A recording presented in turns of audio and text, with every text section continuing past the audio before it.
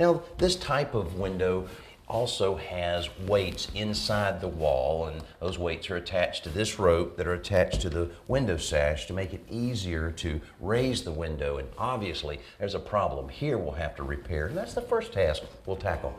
To begin with, the window trim has to go in order to get into the wall where the weights are. But these old windows, like most of the ones that have these weight systems, have layers and layers of old paint and caulk on them. Cutting those layers with a knife before gently prying off the trim makes the process easier and prevents more damage to the molding. When the wallboard beneath the trim comes off, we can actually get to the window weights. Now, these weights are brick, but most of the time they're lead.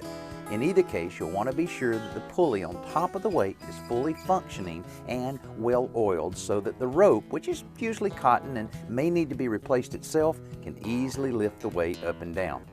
I'm also clearing out a few obstructions in the wall cavity before beginning to put all the pieces back together.